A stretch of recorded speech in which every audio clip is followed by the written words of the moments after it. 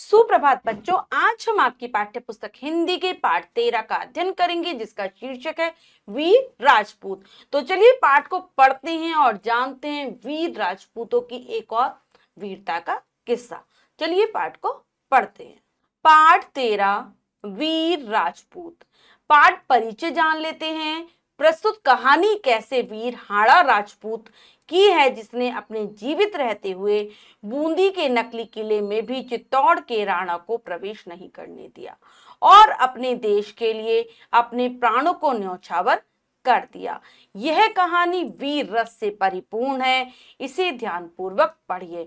तो ये एक राजपूत की कहानी है जो बहुत वीर थे और जब तक वो जिंदा रहे उन्होंने अपने किले में चित्तौड़ के राणा को आने नहीं दिया, यहाँ तक कि वे अपने प्राणों का बलिदान कर देते हैं। तो चलिए पढ़ते हैं वीर रस से परिपूर्ण कहानी वीर राजपूत।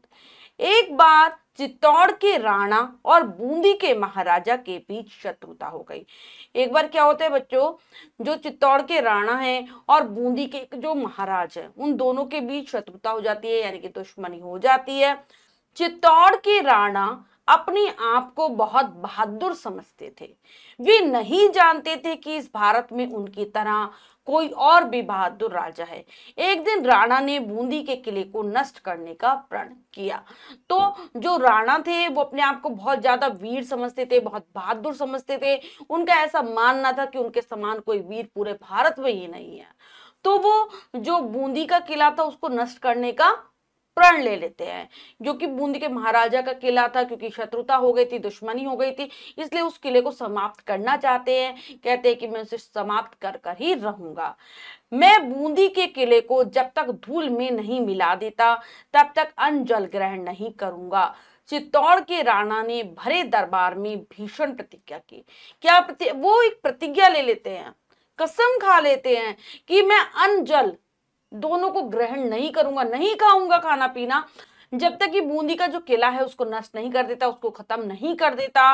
राणा की प्रतिज्ञा सुनकर उनके प्रधानमंत्री ने कहा, महाराज ऐसी कठिन प्रतिज्ञा आपने किस प्रकार कर ली? बूंदी के किले का विनाश क्या आप आसान समझते हैं? तो जब उनका जो मंत्री है, राज्य का मंत्री है, जब उनकी ऐसी प्रतिज्ञा के बारे में सुनता है कि इतनी कठिन प्रतिज्ञा इन्होंने ले ली है, भीषण प्रतिज्ञा इन्होंने ले ली है, तो उन्होंने कहा कि आपने इतनी बड़ी प्रतिज्ञा ऐसे कैसे कर ली? इतना बड़ा प्रण ऐसे कैसे ले लिया? आपको बहुत आसान लगता है क्या बूंदी के किले का विनाश करना? इतना आसान नहीं है। राणा, प्रतिज्ञा का पालन क्या कठिन कार्य है? क्या तुम नहीं जानते कि राजपूत का प्राण रहते कभी झूठ नहीं हो सकता?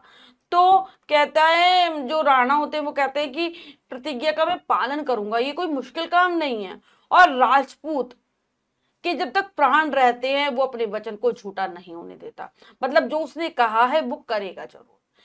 घड़ी भर के लिए राणा में बहादुरी का जोश उमड़ पड़ा, मतलब वो एकदम इतने उत्साह से, इतने जोश के साथ अपनी बात को कह रहे थे कि उनके अंदर ये बस बहादुरी और किसी के अंदर कुछ भी नहीं है।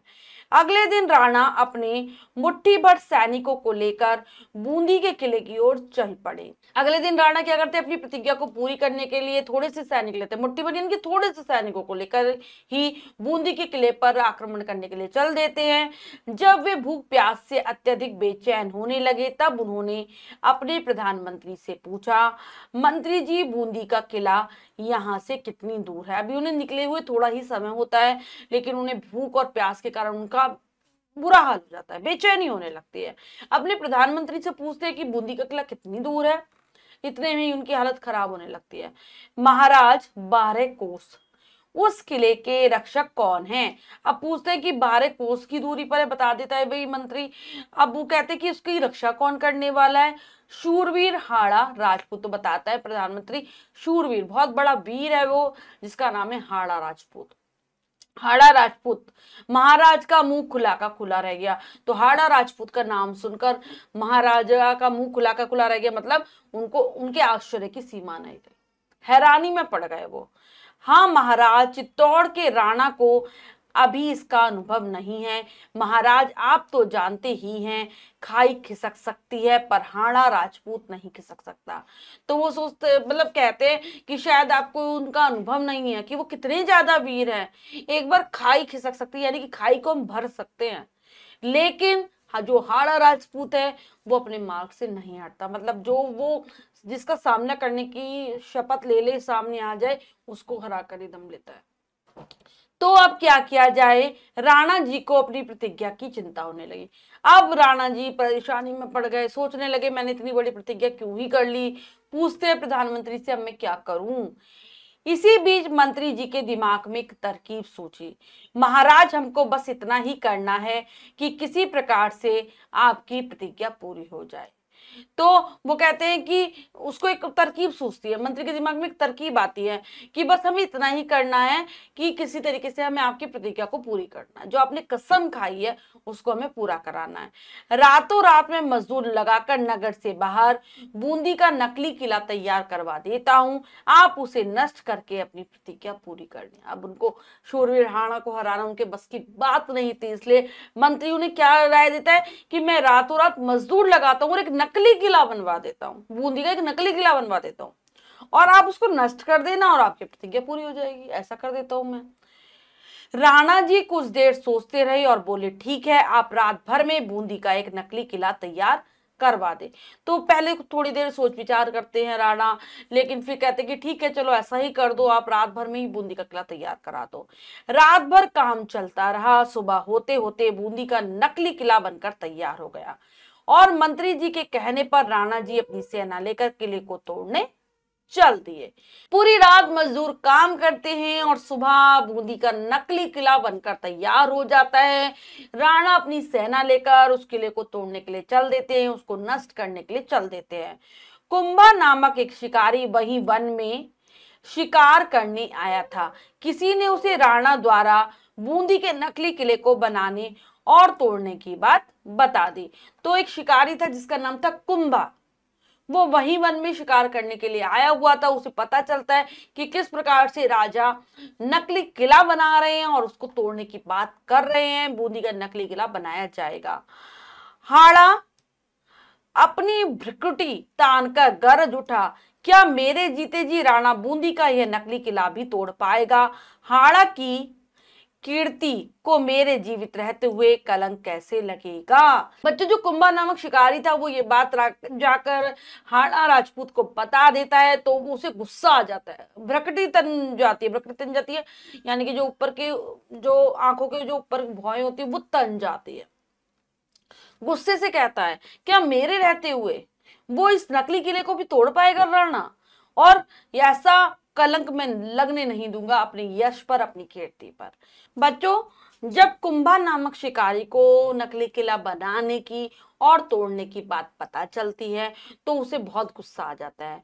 वो गुस्से में उसकी जो भ्रकटी है वो तन जाती है और वह कहता है क्या मेरे रहते हुए जो राणा है वो इस नकली किले को भी तोड़ पाएगा?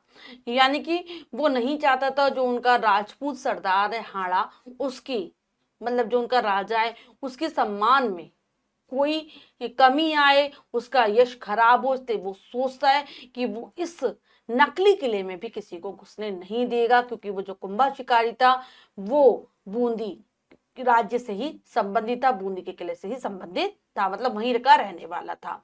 तो उससे कहते हैं कि जो साथ के लोग होते हैं वो कहते हैं कि परंतु भाई यह तो नकली किला है, खबर देने वाले ने कहा। जो खबर देने वाला है वो उसको बताता है कि ये तो नकली किला है, तो इससे तो कुछ फर्क नहीं पड़ना चाहिए आपको। तो वो कहता है नहीं, कि नकली किला हो या असली किला हो वो सम्मान पर आ जाने नहीं देगा अपने राज्य के राजा पर। इससे क्या बूंदी के किले पर क्या इस प्रकार का खेल खेला जाएगा? नहीं, मैं ऐसा नहीं होने दूंगा। क्या कहता है कि मेरे रहते हुए कोई बूंदी के किले के साथ ऐसा खेल खेले, मैं ऐसा नहीं होने दूंगा।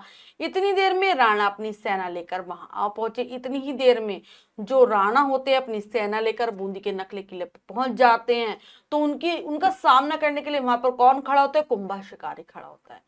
कुंभा नकली किले के दरवाजे पर खड़ा हो गया और अपने हाथ में तलवार ले ली। वो वहीं पर दरवाजे पर खड़ा हो जाता है और अपने हाथ में तलवार ले लेता है। कुंभा और राणा के बीच घमासान युद्ध हुआ। उस शिकारी कुंभा और राजा के बीच बहुत भयंकर युद्ध होता है। राजा के साथ पूरी सेना थी, लेकिन कुंभा अकेला था और इतनी विशाल सेना का सामना करना उसके लिए मुश्किल था, क्योंकि वो अकेला था। इतनी बड़ी सेना का सामना वो बेचारा कैसे ही कर पाता। सारी सेना एक साथ उस पर टूट पड़ी, पूरी सेना उस पर एक साथ हमला कर देती है। अंत में कुंभ रण में ही घेत रहा और अंत में क्या होता है, जो कुंभा था वो रण में ही मारा जाता है, युद्ध क्षेत्र में ही मारा जाता है। नकली किले के मुख्य दरवाजे के अंदर उसके प्राण रहते कोई घुस नहीं सका। तो मुख्य जो नकली किला था उसके मुख्य दरवाजे के अंदर भी उसके जब तक उसके प्राण रहते, जान रहती है, कोई घुस नहीं पाता, वह किसी को घुसने नहीं देता। उसके खून से नकली बूंदीगढ़ भी पवित्र हो गया। उसने अपना खून बहा दिया था नकली बूंदीगढ़ की रक्षा करने के लिए, तो उसके खून से जो ये नकली बूंदीगढ़ का किला था वो भी पवित्र हो गया। तो बच्चों, ऐसे थे हमारे राजपूत जो कि अपनी वीरता के लिए पूरे संसार में प्रसिद्ध है। अब हमने पाठ को बहुत अच्छे से समझकर पढ़ लिया है। अब हम पाठ के शब्दार्थ करेंगे। नष्ट करना, बर्बाद करना। अन्न, जल, खाना पीना, खाना पीना। प्रण, प्रतिज्ञा। भीषण, भयंकर। रक्षक, रक्षा करने वाला। भ्रुकुटी, भोहे। कीर्ति, यश। कलंक, बदनामी का धब्बा। खेत रहना, मर जाना। तो बच्चों, ये हैं पाठ के शब्दार्थ, इन्हें आप बहुत अच्छे से याद कर लेना। करते हैं अभ्यास कार्य, जो कि आप बताइए कि कलम से में से है। पहला प्रश्न है, सही विकल्प पर सही का निशान लगाइए। प्रश्न में 3 विकल्प हैं, 2 गलत, 1 सही है। हमें सही विकल्प को चुनना है, सही का निशान लगा देना है। करते हैं, राणा कौन सा किला नष्ट करना चाहते थे? अवध का, बूंदी का, मगध का? तो ये चाहते थे बूंदी का किला नष्ट करना। राणा ने क्या प्रतिज्ञा की थी? अंजल करने की, अंजल छोड़ने की, तलवार ने चलाने की, तो अंजल छोड़ने की। हाड़ा राजपूत कैसे थे? बहादुर, मूर्ख, डरपोक, तो वो बहुत बहादुर थे। नेक्स्ट है, सत्य कथन पर सही तथा सत्य पर गलत का निशान लगाइए। चलिए करते हैं। चित्तौड़ का महाराणा कुंभा था, गलत। राणा के प्रधानमंत्री ने भीषण प्रतिज्ञा की थी, ये भी गलत। राणा बूंदी के किले को नष्ट करना चाहते थे, बिल्कुल सही। बूंदी के महाराजा ने एक नकली किला बनवा दिया, गलत। कुंभा ने अपने जीवित रहते किसी को किले में घुसने नहीं दिया, बिल्कुल सही। अंत में राणा की प्रतिज्ञा टूट गई, तो उनकी प्रतिज्ञा टूट नहीं पाई थी, ठीक है, पूरी हो गई थी। निम्नलिखित प्रश्नों के उत्तर दीजिए। बच्चों, यहाँ पर कुछ प्रश्न दिए गए, इनके उत्तर आप स्वयं देने का प्रयास करेंगे, कार्य अपनी अभ्यास पुस्तिका में कर लेंगे। बच्चों, आज हमने पाठ के माध्यम से वीर राजपूत के बारे में जाना। आशा करती हूँ ये पाठ आपको बहुत अच्छे से समझ आ गया होगा। पाठ को फिर से जरूर पढ़ेंगे। मिलते हैं अगली कक्षा में नए पाठ के साथ। तब तक के लिए स्वस्थ रहिए, प्रसन्न रहिए। धन्यवाद।